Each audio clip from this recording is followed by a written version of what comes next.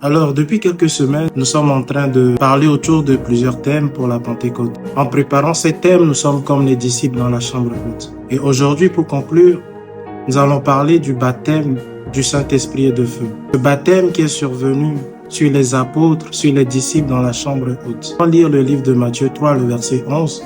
Jean-Baptiste, lui, l'a baptisé d'eau, mais Jésus nous baptisera du Saint-Esprit et de feu. Alors d'abord, avant de parler du baptême du Saint-Esprit et de feu, nous devons croire en Jésus-Christ. Parce que tant que nous ne croyons pas en Jésus-Christ, nous ne serons pas baptisés du Saint-Esprit et de feu.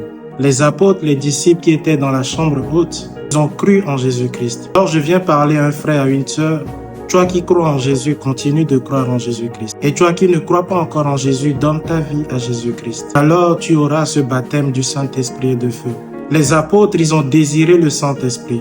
Parce que dans la Bible, Jésus nous dit, il est mieux que moi je m'en aille pour que le Saint-Esprit, le Consolateur, puisse venir. Alors lorsque le Saint-Esprit viendra sur nous, nous serons baptisés. Et lorsque nous recevons le baptême de feu et du Saint-Esprit, nous sommes remplis de la puissance de Dieu. Nous sommes remplis du zèle de l'Esprit de Dieu, ce qui nous pousse à faire l'œuvre de Dieu avec puissance. Alors, ce soir, je suis venu dire à quelqu'un, pendant que tu écoutes ma voix, reçois le baptême du Saint-Esprit et de feu. La base, c'est de croire en Jésus-Christ, de croire au Saint-Esprit, et tu recevras ce baptême. Les apôtres y ont cru.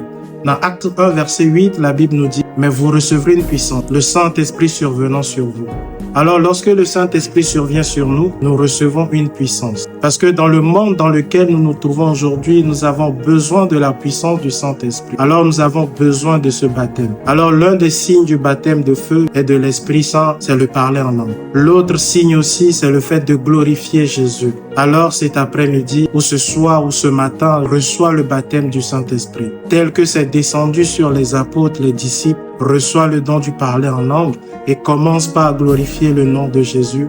Que le Seigneur vous bénisse.